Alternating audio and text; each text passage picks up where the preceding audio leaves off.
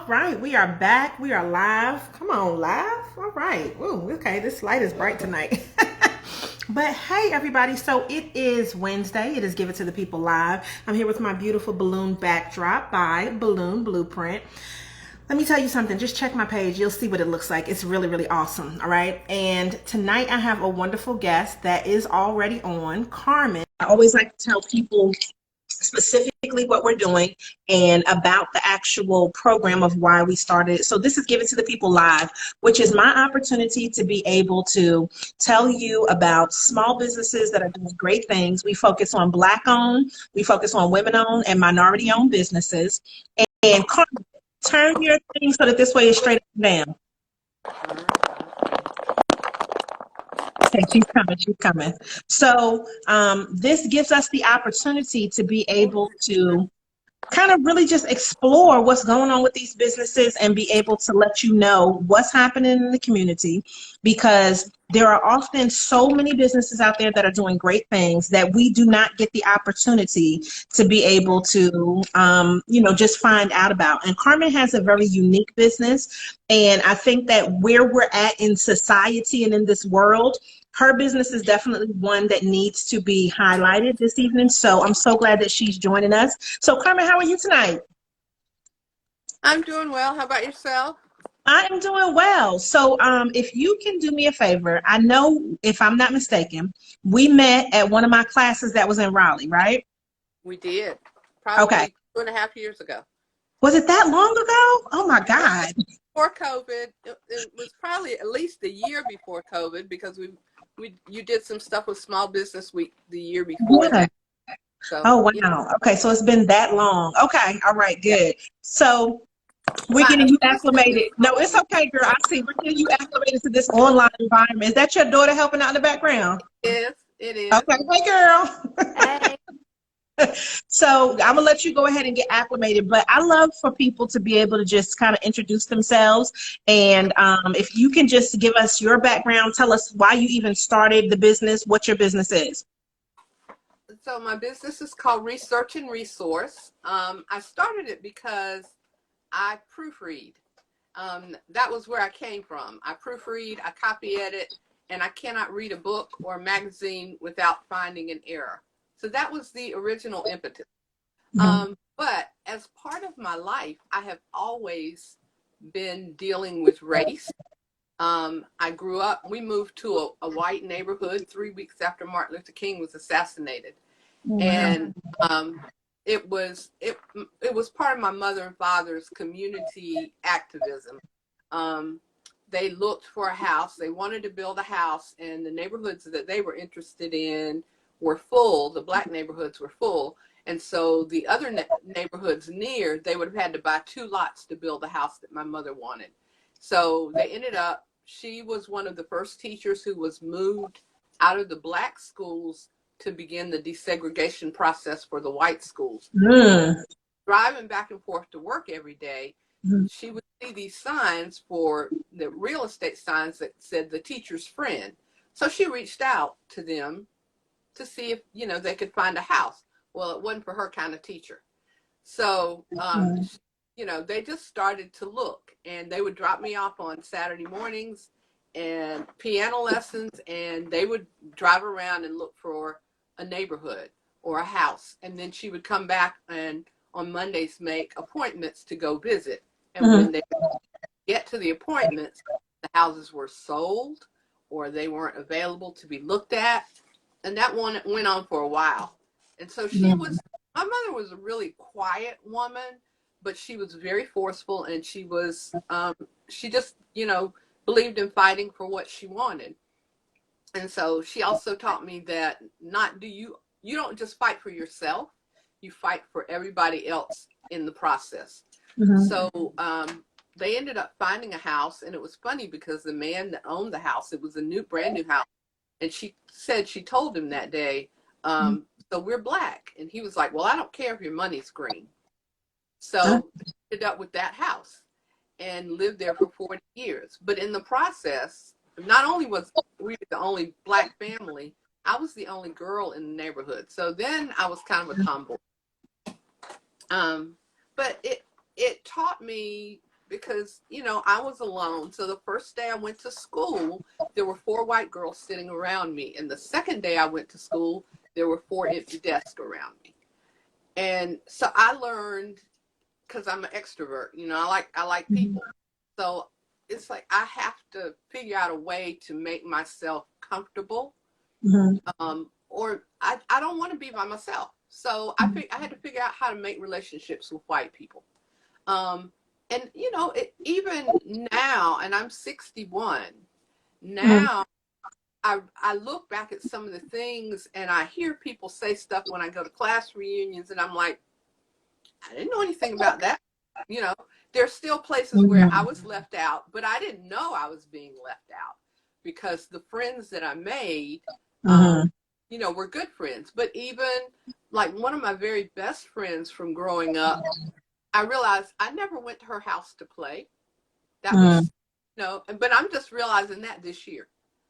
That's crazy. Okay, hold up. So basically, you have, okay, I did not know all of that at all. Have you seen them? Have you seen it yet? No. It came out on Amazon? Okay. I've seen the advertisements, but I haven't watched it yet. So it sounds like them. And what basically happened in them was they were talking about the redlining and how people tried to make it so that this was whites only neighborhood. And it was way more traumatic and detrimental and all kinds of craziness going on in the movie. But that's because it was meant to be like that. And it's a series, not a movie. But, you know, when you talk about this, I would say, you know, 20 years, and I even think 10 years, sometimes even 5 years now, it's such a huge difference in what you experience in life. So our difference of 20 some years, I never had to experience those types of things, right? And just hearing you say that, it's basically like the catalyst for why you do what you do. And, you know, when people read your bio, which I did put the bio out there, and it's blunt, it's straight to the point where you're like, listen, this is how to tell white people and black people how to get along. Like, that's really what you're saying. And it seems like we should be to a point in 2021 that we do not need to have to even do that or have to think about that. But it seems like it might be in a lot of ways worse than it was then. Like, I think maybe people were definitely more blatant of, we don't want you here. It's a little bit in some instances not as blatant, but it still is that whole, we want to keep what's ours to ourselves and we don't necessarily want you here. So, you know, when we talk about being able to kind of bridge that gap to let people understand that they should be able to live wherever they want to live as long as they can afford it, this is something where you don't really think about it from that perspective. So this to me is like a good history lesson. So my question would be, so why do we as Black people really need to know our history? And, you know, for me, I'm always soaking in information. I love to read about things that I didn't know about. I love to find out about who started what and why this is the way it is. I'm just always one of those people that's really inquisitive like that. So for me, growing up the way that I did in New York, it's not a thing where I'm like, you know, I don't want to know. Like, I want to know. And I feel like now with these systems and these school things, there's so much to get into that people just really don't want people to know about history. But why do you really think that it's important, you know, as far as Black people, that we really know our history? So for me, I think it's important that we know, because we talk about systemic racism, but we don't dig necessarily to where the systemic racism came from. We just use the word. And I think it's very eye-opening. So I've been talking about affordable housing since last September, and I was doing some research and some historical research. And what I found was that in Raleigh, which is where I live and have been here all my life, the houses, the housing neighborhoods were created, with the exception of Oberlin, which is a free village. There were 12 freedmen's villages that were created during Reconstruction. The land that the white people sold was the land that was in the bottoms, because they wanted to live up on top. They didn't want to where it was wet, where the sewage was, near the cemeteries because they smelled bad. So the land they were willing to sell was downhill. And so that's where, so Raleigh's crossed with creeks and water. Yeah. So that's where the land was that was sold to black people. It was either sold or rented or leased. So that's where our neighborhoods came from. And so if you don't know that, you don't understand the environmental injustice. You don't understand why it floods in that area all the time. But if you go back and look at pictures, particularly Raleigh, because that's the history I know, if you go back and look at pictures of houses that were built in Southeast Raleigh in the 40s, they were built on brick stilts. So, and I have seen that. Yeah, I've seen that. You don't want the water coming in your house. Yeah. If we don't go back and we don't know all of that history, then we can fix it, because all we're doing is patching on top. We gotta know what's underneath. We don't know. We know about Martin Luther King. We know about Rosa Parks. We know about, the folks that we know about, but we don't know about the history that other people in our culture have done. So we don't know who created the neighborhoods. We don't know who built the houses. We don't know who did all that craft work. When we were researching the black businesses here in Raleigh, I found that where we thought Black Wall Street was in Raleigh on Hargett Street, not the place.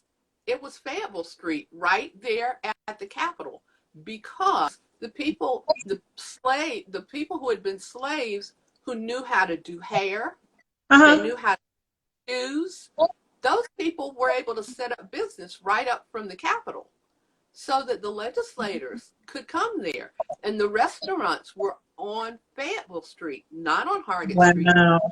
Moved back there until later. And so we need our stuff. No, hold on. You just dropping all the gems on me tonight. You giving me all of the knowledge, and I'm like, thinking to myself, I think that, and this is just, just as time goes on, and it is something that to me is inherent to Black people. We will make the best out of whatever situation that we are given. So if all you give us is this little space, we're going to do the best that we can with that little space. But, we're not a stupid people. Like, we know we need to be where the money is. We need to get what that thing is. And for me, I feel like, and I mean, I know, I'm very women centric, as you know. Black women will push to make sure that their families are taken care of. Black women will push to make sure that the husband can get what he needs to get, the kids and the friends and everything around there. So when you talk about that, every Black Wall Street has always had the services that people need. And that's always been something where we can go in and have our creativity, but also the things that are necessary to keep society just moving, right? And so that's why you'll see even now that a lot of Black businesses are service oriented, and we start from things that we know and things that have been passed down, right? And this is my only issue though. And I'm hoping this is not going to take us in a crazy direction. But when we talk about this, and so we need to have a bigger conversation than just what we can do today, our Black businesses still to today don't make as much as the white counterparts that are doing the exact same thing.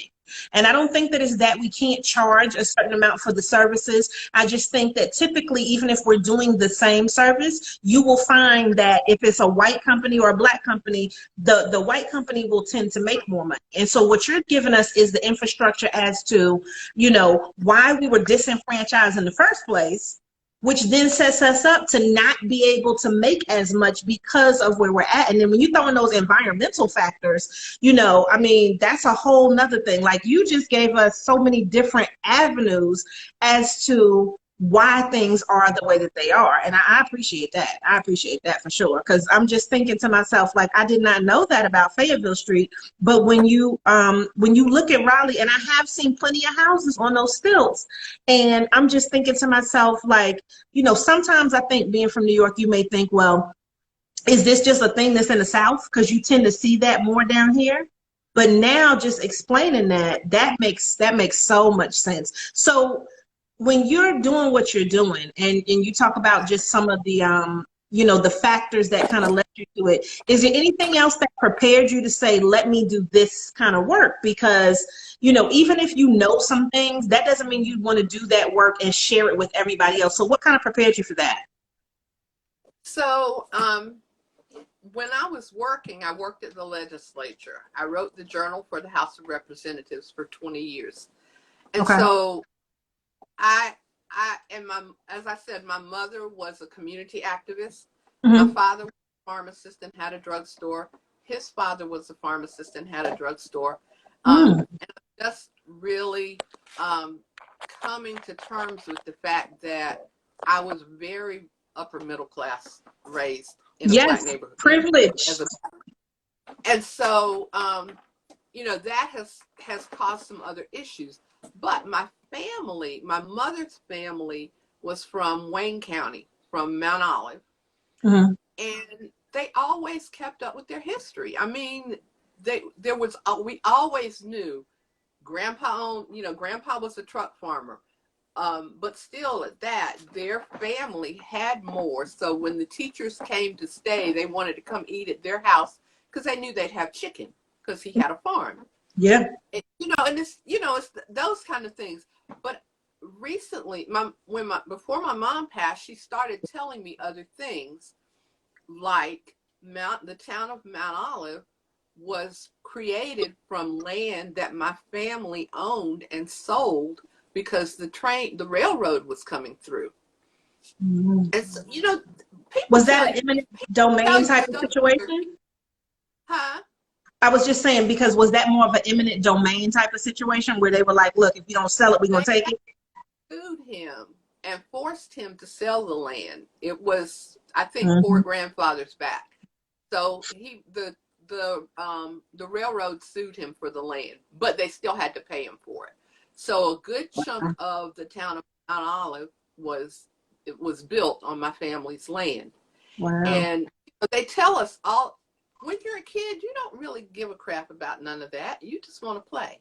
So if you don't get it again as an adult and think about it with an adult mind, Mm-hmm. it's gone. You might Mm-hmm. remember bits and pieces.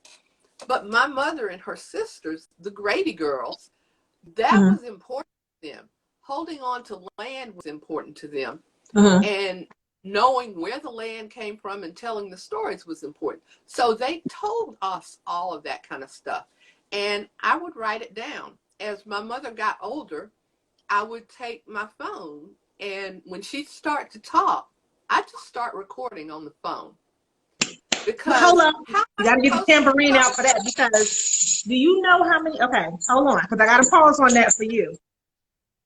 How many stories are lost because nobody wrote it down, nobody recorded grandma, granddaddy, uncle such and such. There was no, I mean, how many stories were lost? So to me, you've given me a whole nother because not only do you have it written, but you also have it where we can hear it in their voice.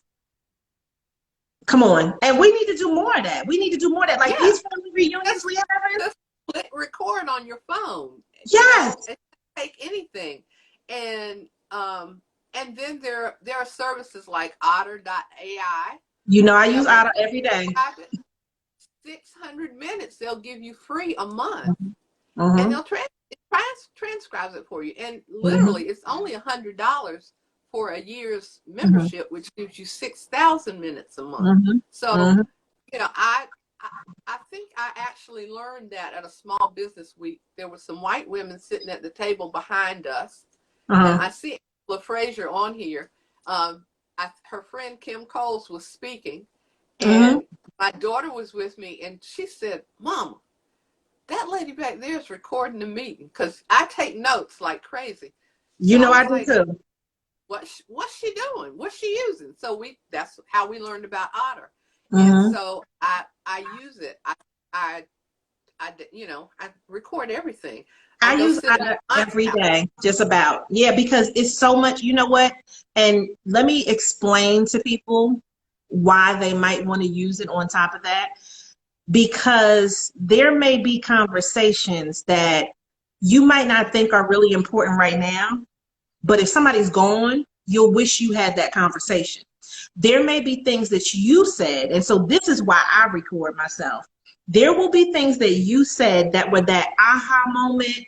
You gave that tip, that was that quote, and you don't remember it after you say it, but you can always go back and look at what you said with that transcription, but also hear what you said, and you can hear the passion that you have in your voice when you're saying something that is really resonating with people. So Otter is, and you said it, but I'm gonna just type it in too. OTTER.ai, and I use it about almost every day. Yes, I love it.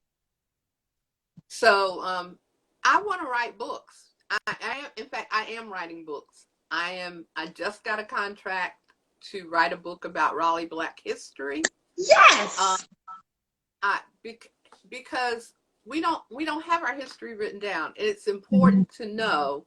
It's important to know our side of the history, our version of it. Mm-hmm. We might all have the same stuff, but just in having a conversation, this person remembers it this way, this person remembers it this way. Yeah. Yeah. And we have such a rich, rich history. Mm-hmm. We can't lose any more of it. So I was even, and this is kind of crazy. People think I'm crazy because I save obituaries. But do Mm-hmm. you know how much of a community's history is in their people's obituaries? It Yeah. tells where people went to school, who was in the family, the Who kinds they're of married things to, they did. the It's an kids, amazing thing. And so, nicknames. Yeah.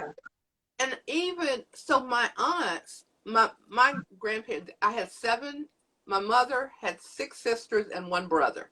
Mm-hmm. And as my aunts have died, and I read their obituaries, I'm like, I didn't know this. Like I had one aunt that we thought didn't graduate from college. And her sisters used to kind of, say stuff. But she was at Shaw University during World War II, Mm-hmm. World War One, World War II. And the Department of Defense had a program at Shaw University that Uh-huh. taught women how to pack the parachutes that had the radios in them. It was a Oh. special program, and when they got that certificate, they were able to go to a defense site and work. So Uh-huh. she didn't graduate from Shaw, but she did get that certificate, and that took her to Virginia to work to doing that. And Mm-hmm. so that was a whole nother, like what did Black women do during World War II? So that Mm-hmm. sent me down another rabbit hole. And that's what I do. I find something and I go Um, down the rabbit hole. And so I'm not just researching my family, I'm researching Black history, period. And a yeah. lot of what I'm finding about what happened in Raleigh happened all over the South. Yes. So the story is, and Amazon is getting way too much of my money now because I'll go find another book that's old and go dig it up. In Mm-hmm. fact, talking about books, we get rid of stuff when our folk die, Yeah. and we don't necessarily know what the value of it is. When Keena, hand me that book off that brown book off the cabinet. Uh-huh. So when all my life I have had this book. There's been a brown book on our shelves, and Uh-huh. when I would go to do a book report or anything, I would always want to do something about Black people, even when I was a Mm-hmm. little girl. So I would go pull this book off the shelf and find something in it and write about it. 4 months ago, I pulled the book off the shelf because I was like, oh, we have this. And this is the book. It's called Negro Makers of History. It's Mm-hmm. by Carter G. Woodson. It is a first edition. It was written in 1927. The back has fallen off. It is no Well, longer in.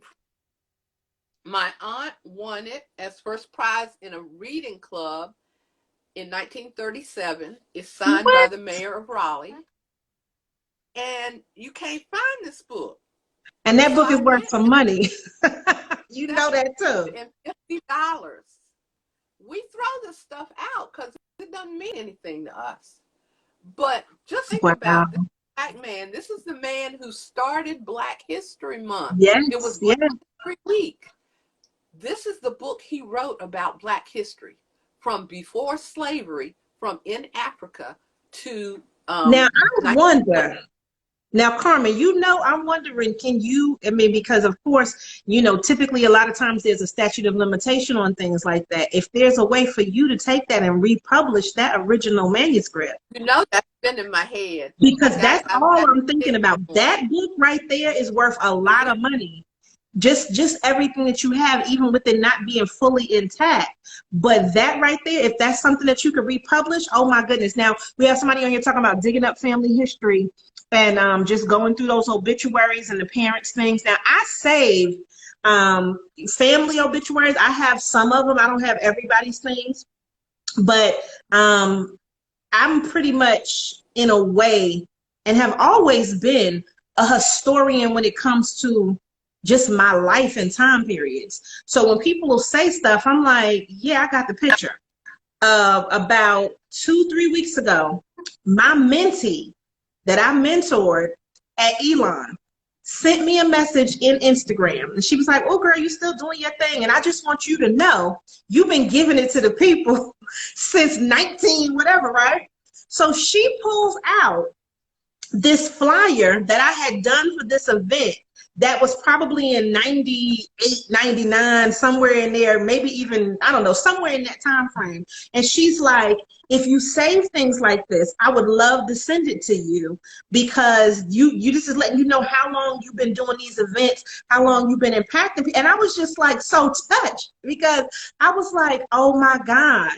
So I have, and I mean, you know what? I don't do it as much as I used to, because of course, now that we have everything digital, it's no need for me to print things out the way that it used to be, right? So like when we do Give It to the People magazine, I usually print at least one copy of that out and I keep that. But one thing I can say, and this is just for anybody who really wants to look at even their history of things that they've done, Google will remind you of your history. Because every other day or so, Google sends me a thing that says, this is what you were doing 10 years ago on this date. This is what you were doing 4 years ago on this date. This is what you, and you know what? Some of the stuff, I'm like, I don't even remember like some things, but then when I see the pictures, I'm like, oh my God, yeah, that was such and such. It's people that I'm like, I haven't seen in years. So the one thing that I can say is Google is invasive, okay? It's super nosy. It's super invasive. It's all in your business. But I have pictures, and my mom passed too. So I have pictures that are in there that I forgot that I took, that how else would I have them if it wasn't for Google? So I want to encourage everybody, if you use Gmail, take some pictures, because even when you think that those things are gone and maybe you deleted them out of the phone, Google is going to hold on to those things for you. So maybe that's a new way of us doing that. I mean, you can still print stuff out, but it's just that chronological history. It's going to tell you what you did on the whole day. So when you go to these events, when you do these things, when you meet people, take a bunch of pictures, because that will help you save some of these memories. So I have like stuff from my sorority. I have pictures that I guarantee you nobody else has. Events on things that I know people will be like, oh my God, I did that. Oh my God, I was wearing that. I have that stuff. I have the family things. I have my mom's stuff, you know. So just being able to have those black and white pictures, you know, because she ended up graduating high school at 16, and her class was from down here in North Carolina. She was out there in Green Level, North Carolina, Burlington, right? And her class was one of the first classes that when they graduated, they took them to DC. So it's got a picture of all these beautiful black people sitting on the lawn in DC. You know what I'm saying? And I don't even know if anybody has that, but I have that picture. You know, like I have all kinds of stuff. And I think that we do not value, because everything is so quick now, we don't value Mm-hmm. the history the way that we used to, because even when something happens now, in 1 week, whatever was popping this week, it's gone. It's off the radar. Like nobody even hears about it anymore. So what you're doing is, it's not, I mean, it is preserving history, it's preserving memories, but it's also just giving us a perspective that it's no other place that we would have been able to get that from if somebody like you is not actually collecting those things. And it's not just about collecting them, because you can be an archive, right? You can be a repository, but now that you're and letting them know how important it is, that's the other thing. Oh, I'm good over here. How am I now? Am I froze for you? No, you're good now. Okay. So what I want to know is, because when you said you're going to be writing this book for Raleigh, Raleigh is one of the only places, and I'm just talking about big cities in North Carolina, right, that has an African American festival. So I got to come to Raleigh, you know what I'm saying, to come to the African American festival, which is ridiculous. But I mean, I'm just saying that's just what it is as far as the size and the magnitude of it. So is your book like going to be something that can be a part of something big like that? Yes. Okay. According to my contract, this will not be published until next year before Black Month. That's the goal. Okay. So it may not be available before then. Okay. But it's not the only book I'm doing, because, like I said, race is the issue for me. Mm-hmm. And people who think they're allies don't always know when they screw up. So that's another book that I'm in the process on. And that's the other part of my research and resources, is to help white people learn how to be allies, to know the things that they do wrong.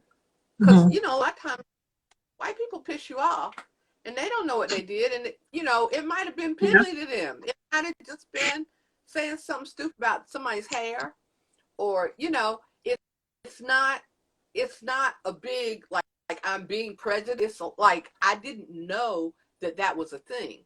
So, you know, I try to help them. And that's an important thing. So please help you work through some of that stuff. But please, let me tell you something that we used to do when we went to school at Elon. We used to do role play, because with Elon being a predominantly white school, a PWI, we used to have these sessions when school started, and we did it every year, so that this way you would kind of understand some of the things that you would go through, specifically if you were staying on campus, but definitely just because a lot of the Black kids are coming from Black environments. They're not coming from mixed environments. That's just what happened, okay? And I'm not saying that some people weren't mixed, but it's just kind of like, New York is different. White people is not white people in New York, the same way that white people is white people down here. And I just got to say it that way. So in New York, it's Italian, it's Jewish, and then it's, I guess it's white after that, right? So, but where I come from in Mount Vernon, it's either Italian or Jewish, right? Like but I don't think you necessarily think of it as white and Black like that. It's Italian or Jewish, right? So you don't necessarily say white and Black and that type of thing. Then you have regular Black, like I would be, but then you have Jamaican, Haitian, and then you have all of the different Hispanics. And so you got Puerto Rican, Cuban, this and that. So it's like, it's such a melting pot that I didn't think of things and look at things that way till I came to North Carolina. When I came to North Carolina, it was white. And if it wasn't regular white, everybody else was a them kind of thing, right? And so then you have Black, and then if it's Hispanic, you know, it was kind of like everybody's Mexican, you know, or, you know, so it was very different coming down here and just experiencing that. So I think when you look at what you're talking about writing for that, those experiences the role playing, because people don't realize things. And so things that are common to one person are not common to another person. But the word that people have been using, and it is so appropriate, is microaggressions. You know, those little things Yeah. that are like, you know what, for me, this is a punch in the face offense, right? Like, that's how you feel about it. But people don't seem to understand some of that. So, you know, you kind of have to really explain things to people so that they can be allies. And I have some white friends that are, when I'm telling you, allies to the allies to the allies, they do some stuff that's like, okay, all right, I didn't even know about that. You know what I mean? But that is an important thing specifically now for this time. Did you go to school to learn any of this, as far as like the background, you know, to get into this whole thing with the race? I want to be an architect. Oh, So okay. I went to Georgia Tech, flunked out. Okay. And there was That wasn't your life, girl. That wasn't your gift. Let's be blunt. Let's just tell it like it was. But part of that was race. I went to Georgia Tech. There were 10,000 students. This was in 1977, and there were not very many black students. Most of the black students were the football team. And there were some other students that were black, but there weren't very many. And mind you, I came out of my privileged little sheltered Raleigh neighborhood, and I joined the gospel choir. We never sang gospel music at my church. I mean, we had really. In North Carolina, was a big fight. I got a gospel choir about the year that I graduated. We had a senior choir. That's so odd to me. It is. Yes. Anyway, I was at Georgia Tech, and the first calculus class I had the guy was a TA.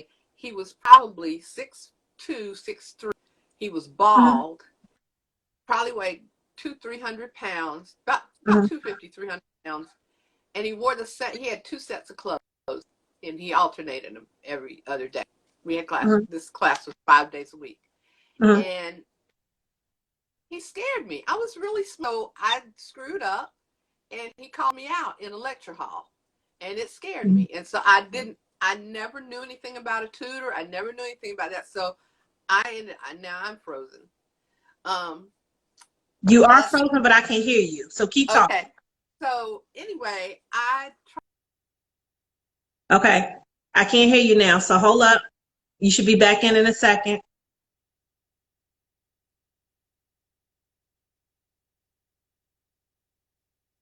Okay. I see your mouth moving, but I don't hear anything. Hold on.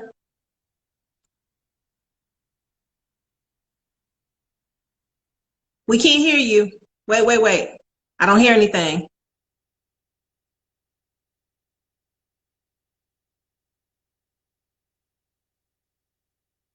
I can see you, but I can't hear you. Okay, hold up, y'all. We gotta let her know. I can't hear you.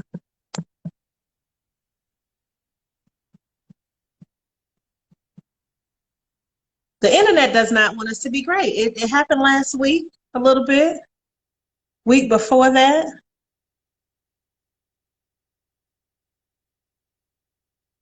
Okay, hold up. Let me try something else.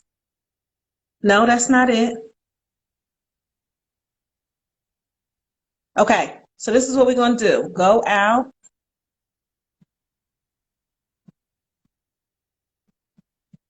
And come in.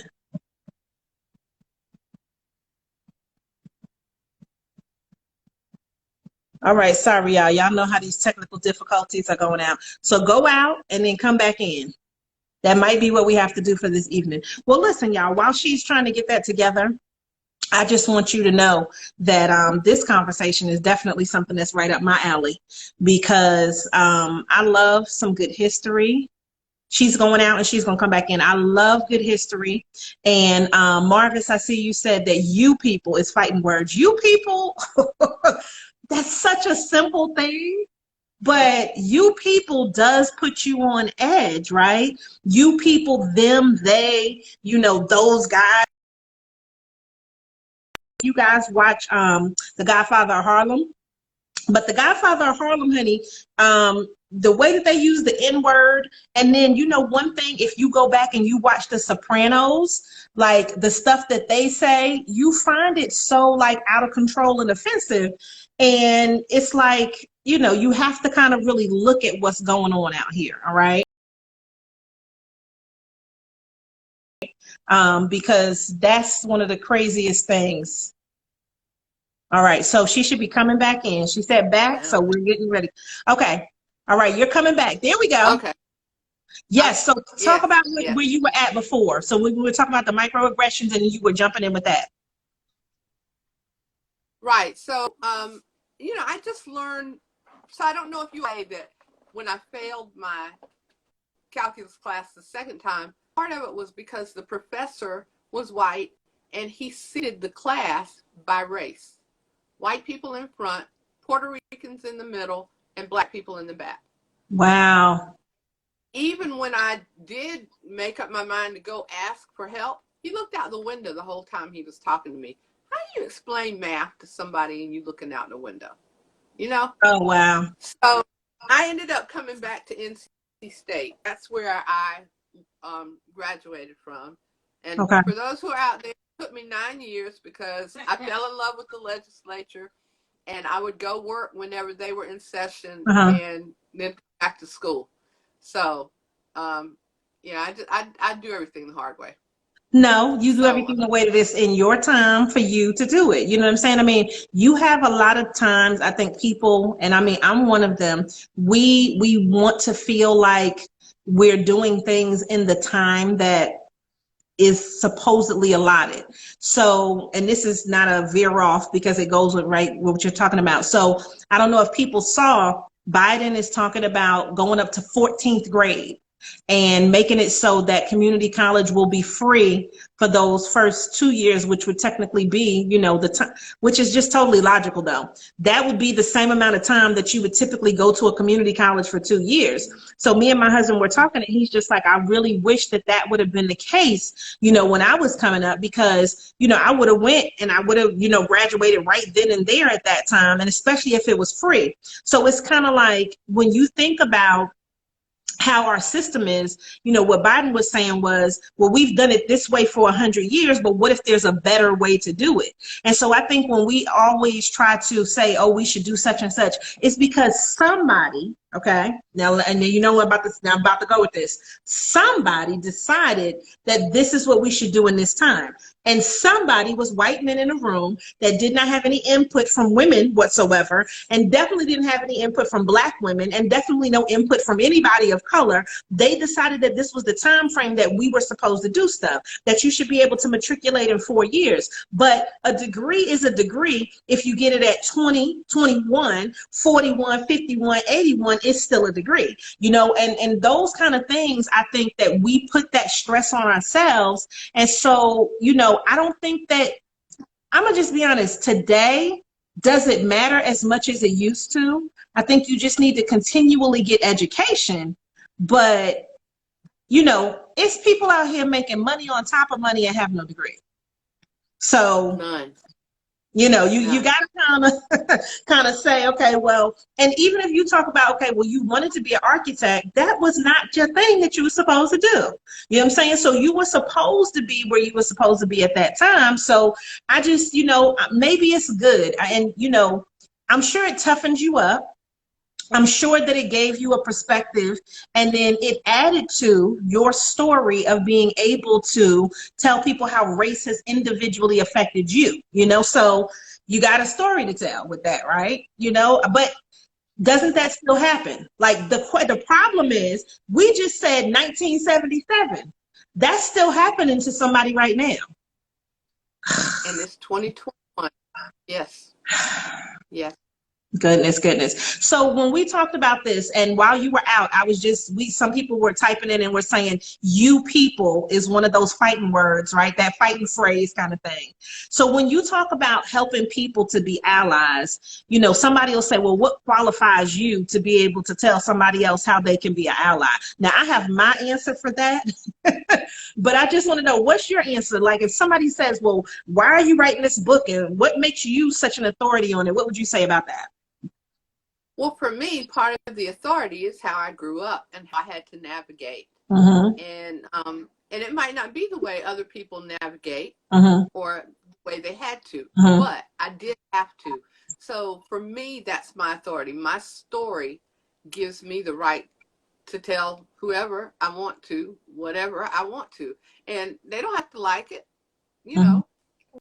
Everybody's got their own authority based on their story. Mm-hmm. And so my story has continuously been, I have had to figure out how to navigate with white people.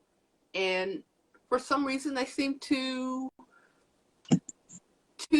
be comfortable with me telling them things. Mm. And, that makes a difference It sometimes. does. I'm fairly quiet. Like I said, my mom was kind of quiet, but she was a force. Mm-hmm. Okay, my child just gave me one of them side eyes, like I'm not quiet. I mean, I was thinking that, but I was like, okay, if she say that's what she is, then okay. But no, I mean, in a good way. In a good way. I don't yell and scream. I don't yell and scream about how you need to do things. I try to explain things to people. Oh yeah. I try to break it down. Because my assumption is always, I don't know where your level of comfort, where your level of knowledge, Understanding, where your level of understanding is. Mm-hmm. So I don't always need to expect you to be up here if you just coming in down here. And so even if I'm writing a how to, I write it from the perspective of, you don't know how to cut the computer on. Mm-hmm. And some of that might be too young, too dumb for you, but there's somebody who needs to know exactly that. No, it is. And you've been to my classes. That's how I teach too. I cannot assume that you know something. I mean, unless it's an upper level class and it tells you that you're supposed to know certain things, but I can't assume that you know things. So, I've had people that's like, oh, well, that's basic. Okay, but it was the basic class. It was the entry level class. You need to take a higher level one. But I always say that regardless of what level you're teaching at, there's always something that you can learn from somebody. So even when we do these live streams and we're talking about people's businesses, I learn something from somebody every time we do one of these things. And if I'm learning, that means that the audience that's watching, whether they're watching live or whether they're watching on the replay, learns something that they didn't know. And, my hope is always that it will kind of, what I like to call, go forth and multiply. It will help more people to follow whoever the person is that comes on. Hopefully they'll get business from it. Hopefully they'll get another interview or something else, but that it also creates content for the person that comes on that's valuable for them to be able to still share their business after this thing is over. And I feel like that's an important factor in even what you're talking about is, look, this history is already there. But if you didn't know about it and nobody told you, then you're none the wiser. So when we walk down the street and now I see Fayetteville Street, I'll have a different perspective on it, So when you're looking at this, if you were to say, because I have what I like to prophesy on people, because I already have a vision for what you've been telling me. What do you want to happen from, let's say it's Black History Month and the book comes out. What do you want to happen with this book? What do you see, once you get this story out? Do you see that it's multiples? Do you see that it's a play? What do you see for it? Because I know what I see. A play. It could be a play, girl. You never know. It could be a... I do see multiples. This first book I'm doing is about the Black neighborhoods in Raleigh. Okay. Raleigh not only has freedmen's villages, but Raleigh has 3 Black neighborhoods that are on the National Historic Register that were post-World War II neighborhoods. And so but there's an amazing amount of history about Black people in Raleigh that I'm finding in little teeny tiny places that and then there's still elders who are alive. Mm-hmm. I need, I have got a desire to go and talk to and find out what was it like when they were growing up? What was it like when they first moved here? Because we don't necessarily treasure that. And I guess the other thing for me is Raleigh is being gentrified so fast that, I live in Oberlin community. Mm-hmm. Oberlin was the first Black free community. It was started by people who were free, not freed slaves, people who were free. Mm-hmm. And there's maybe 10 Black families still in Oberlin.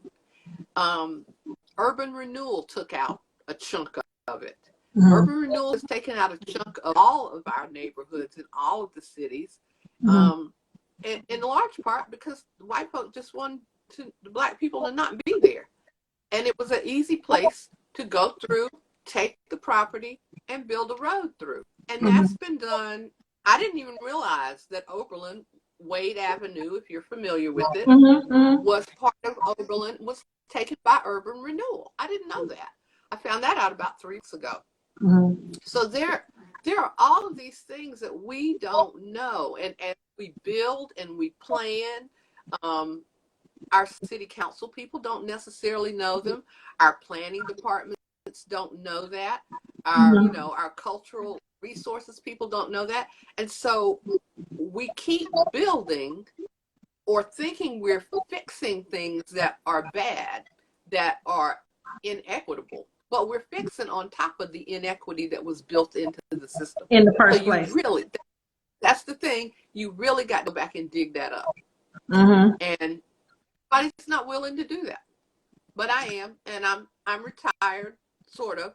So look, I'm like, this is my second go round. Dr. George Fraser, who is one of my favorite people, says that people more in their 50s, 60s, and 70s than they did the whole while before when they were working. And it's because we don't have the demands of raising a family. Or she said tambourine that. Tambourine. You don't have all those demands, so you have time. And that's why people tell you, I thought when I retired I was going to get to sit down and, rest. Really? No. Really? You really did? Mm-hmm. Everybody I know that sat down and rested after they retired died a couple of years later. Exactly. Trying to go to No. Okay. So now. My business coach says, do the damn thing. So that's what I'm trying to do. I'm trying to do the damn thing. Do the damn thing. You know I'm about that life. Okay. Let me tell you now, because this is what I like to do. I like to listen, because that's a skill set that people don't have nowadays too. I like to listen to what people say, and then I like to kind of give it to the people and give them like what I see could be a possible future, right? So this is my prophesy thing for you this evening, based on what you said. Now, this is for the Black History book. I see a walk-in tour, okay? It could be a Segway tour because they already have Segways down there, but I see a walk-in tour. I see also, now this is about to be a self-guided walk-in tour. You ready for this? Carmen, you ready? You get your pen out. Look, that's why I had to get my pen and paper. Let me tell you something that I don't see often, but would be amazing, and the city of Raleigh needs to pay for this. I see that if you're on this self-guided walking tour, there is a map, and you go to certain little areas, and there's a pole or something there, and you scan a QR code. And when you scan this QR code, you hear some of those stories that you're going to record about what happened here, or about what could have happened, because maybe it didn't necessarily happen, but it could have happened because it's the neighborhood, right? I see that. Or maybe it can pop up and it's videos that you record of these people. And that's the self-guided version, so that this way people can kind of walk along and they can get that history right there in their phones, okay? That's what I see. I also see that everything that you're talking about, these things could be like audio lessons that accompany the book. Do you understand what I'm saying? So the book is there, but then we have these audio tidbits that we can go and we can download and we can listen to that to accompany. So if this chapter is about, I'm gonna call her Sarah Lee. If this is Sarah Lee and we got Sarah Lee's voice, you can hear Sarah Lee's words, right? Like maybe you just referenced her in the book, but now here's a longer version of what she said. I see that also, okay? Then I also see a museum, and it might not be that you have to, do a whole new museum, but you having an exhibit. So I see this could be a traveling exhibit, or this could just be an exhibit in an existing museum up there. And then all of these interactive experiences are happening because you have all of this content. Okay, hallelujah. Let me get this tambourine out. Hallelujah, hallelujah, hallelujah. That's what I see for that, okay? Can you hear me? You got me? Okay, hold up. She went out again. Okay, she's trying to get back in.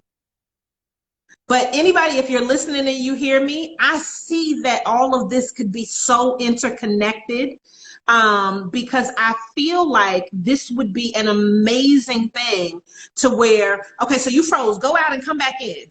Hold up. She froze again. Okay, she's coming. She's going to come back.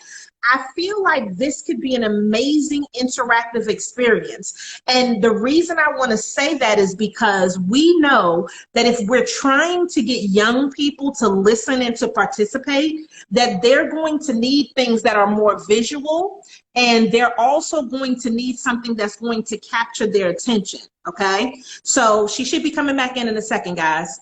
And then we're about to wrap this up. Okay, Carmen's coming back. Carmen's coming back. Can you hear me, Carmen? Okay. Okay. I hear you. So what I was telling everybody, I was saying, I see this as an interactive, immersive experience, because if part of your goal is to get young people into this, we have to take into consideration that young people are, and I don't want to say it in a bad way, young people are not going to read the book unless they have to. So the next thing I would say is a curriculum, and I mean a curriculum with that book and then also the allyship book. I see this could be something that could go to corporations. I see this could be something where there are companies that are sponsoring this. Like, I see this vision for this because the magnitude, the knowledge that you have and where it could go. I mean, this is a legacy thing that we're talking about here. So somebody said you need to take this to the Raleigh Chamber tomorrow. Take it to the chamber. But I see that because the things that I'm talking about don't cost that much. You know what I'm saying? It doesn't cost that much for them to put up a placard with a QR code. That is something that's very inexpensive. So between that and then, hold up, now I'm getting another vision. The other vision is, you know how they have the, like in Greensboro, we have those, screens. They're basically like television screens in different places in the city. I could see that being there. I could also see it at the bus stops. And guess who's at the bus stops? Disenfranchised people who don't have a lot of money. Like, I see all of this could be something really, really amazing because, we got to take it to another level. And I think that once you write this book, it sets the stage for all of the rest of these things, to be able to be valid, to be able to be important, and to be able to be engaging, which is what I know you are as an individual, but this is something that can live on past you for sure. So what do you think about my prophecy, girl?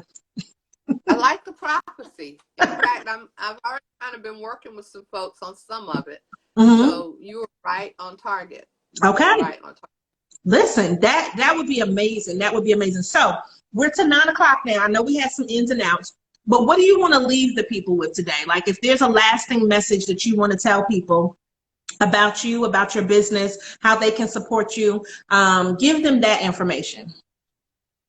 Okay. So, if you want to reach out to me, my email is Carmen, CARMEN, at researchandresource.com. My website is researchandresource.com. There is a Black History blog on there. Also information about other things that that the business does. And I just started this and I'm really excited. So I'm going to stand up. Okay. Show us some new stuff. We just started doing shirts. This Ooh. says woman of substance, smart and beautiful. Oh, I love that. So our store is CAUTHENBIZ.com, Mhm. cottonbiz.com. So Okay. we've got shirts, mugs, and we'll be adding more things. We've got it's really a Karen collection. It's called Black and Bougie, Oh, and okay. it's it's a collection of the top 10 states where most of the Karen sightings are. And Oh, so it says Black and Bougie, we belong here too, and it has the state. Or there's one that says Black and Bougie, we belong here too, and it's a map of the United States. oh, come on. Who has Karen maps? Come on, girl. With the Karen I had no site. idea there was You know, data for I'm gonna be that. honest. That is such a good idea. I never even thought about that. But these are where the Karens are at. Like that's amazing. And then the other, so the Race Matters book is the other book that I'm working on. Okay. So kind of the chapter, we have shirts with those chapter titles, like um, if I'm white, if I'm stopped by the police, I'm sure I'm going home today. Mhm. That's in big white letters, and then in black it says, if I'm a black male, I can't be sure of that. Oh So it's wow. things about how, how race, how white people can do this, but Mhm. we can't. Wow. So there's about 10 of those shirts, different sayings of that. So, and there's a Black Lives Matter too. So. Oh, wow. That's amazing. Okay, so listen. So what I need you to do, send me those links because I don't think I have all of those links. And then Okay. I'll go ahead and put something and send that out because I think that, that's important. And for anybody who's, who doesn't want to watch the whole 1 hour thing, that will be something impactful that this way it can be like, here's one post so you can know what we talked about today. And that would be something I would love to be able to share with people. So yeah, we got to support. So I need your, and I'm gonna jazz it up with a little shirt, a little All outfit, right. or something like that. I, But yeah, I'm gonna need to get one of I know those. you are. I was like, okay, I got to figure this out for. But the thing I want to leave people with is history is important. We don't think it is, but it is, Mhm. and it kind of plots our future. Because if we don't Mhm. know it, then we're either doomed to repeat it Mhm. or we won't fix it so it's right. Mhm. And if that means you got to ask a question to get the right answer, ask. If you don't Mhm. ever ask the question, the answer is always going to be no. Exactly. So those are the things I teach my kids, Mhm. whether they're born from me or whether they're just the ones that I gather under my thumb. So, Mhm. and I love you. I love what you do. Thank you Thank so much for you. having me. I can't tell you how much I appreciate it. No, this was so wonderful. I just like I get so many ideas, when I listen to people and I'm like, listen, I throw an idea out there. That's why I tell people you ready to catch it. Like, let me batter up, I'm gonna throw it out, I'm gonna throw out the pitch. Now it's up to Toast, girl. you to go Toast. along with it. But I will give an idea in a minute because I think sometimes we get so blocked with our creativity or we're just thinking really narrow and maybe we need to think broader. And I don't know, I guess that's kind of my gift is being able to kind of discern like, okay, well, it's multiple ways to do something, to achieve a specific goal. And so even though maybe you were only thinking about this, what if, and how could we do X, Y, Z? And how much more empowered would people be if they knew what I feel like is about to be amazing inside of this book? Like, I think that's a powerful thing. So I want to thank everybody for tuning in this evening. I strongly suggest that you pay attention to what Carmen is doing. And I definitely want to tell you, thank you, Carmen, for you being on. I appreciate you. Every drop of wisdom that you gave to us this evening, to me, was impactful. And your story and your history. And thank your daughter for being there, being tech services in the background. Appreciate that, right? But I want to just tell everybody, as usual, you did a great job coming out tonight, listening to us and sharing with people. And if you're watching this on the replay, share it with somebody else. Make sure that you always show up and show out and continue to give it to the people. Good night, everybody. Night. Thank you.